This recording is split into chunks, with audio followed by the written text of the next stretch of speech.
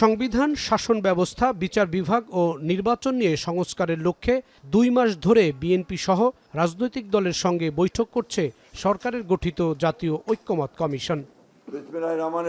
আগামী রাষ্ট্র পরিচালনা, নির্বাচনী ব্যবস্থা নিয়ে সংস্কার আলোচনায় বিএনপির রাজনৈতিক অবস্থান জানাতে রোববার গুলশানে দলের চেয়ারপারসনের কার্যালয়ে সংবাদ সম্মেলনের আয়োজন করেন বিএনপির মহাসচিব মির্জা ফখরুল ইসলাম আলমগীর। শুরুতেই সংস্কার নিয়ে দলের অবস্থান তুলে ধরেন তিনি।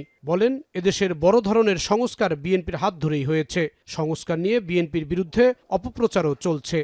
অনেক বিষয়ে ছাড় দিয়ে হলেও একমত হয়ে কমিশনের ঐকমত্য প্রতিষ্ঠার প্রয়াসকে সহযোগিতা করেছেন। নিত্য নতুন এমন সব প্রস্তাব আসছে যেগুলো রাজনীতি, রাষ্ট্র ও সংসদ পরিচালনায় বিপুল প্রভাব ফেলবে।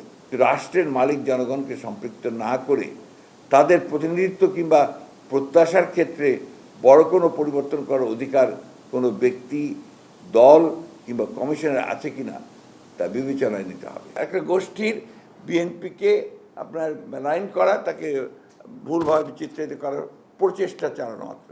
বিএনপি কখনোই জুলাই সনদের বিরোধিতা করেনি দাবি করে মহাসচিব বলেন, যারা গণতন্ত্রের বিপক্ষে তারাই নির্বাচন নিয়ে টালবাহানা করছে। তবে আপনার নির্বাচনকে যারা বিলম্বিত করতে চায় তারা নিশ্চয়ই গণতন্ত্রের পক্ষের শক্তি নয়, তারা নিশ্চয়ই জুলাই আগস্টের বিপ্লবের পক্ষের শক্তি নয়।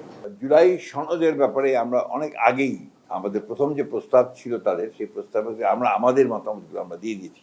সংবাদ সম্মেলনে দলটির স্থায়ী কমিটির সদস্য নজরুল ইসলাম খান বলেন, সংখ্যানুপাতিক নির্বাচন পদ্ধতি বাস্তবসম্মত নয়। তেমনি পিআর হলো একটা কনসেপ্ট, একটা ধারণা।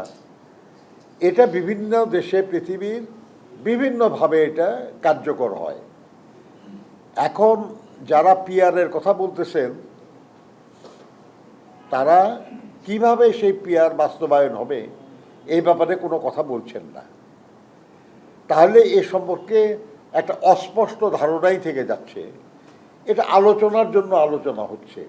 জাতীয় ঐক্যমত্য কমিশনের সঙ্গে নির্বাচনী ব্যবস্থা সংস্কারে কমিশনের ২৪৩টি সুপারিশের মধ্যে ১৪১টি, জনপ্রশাসনে ২০৮টির মধ্যে ১৮৭টি আর বিচার বিভাগীয় সংস্কারে ৮৯টির মধ্যে ৬২টি প্রস্তাবে একমত হয়েছে বিএনপি। জাহিদ হাসান, এখন, ঢাকা।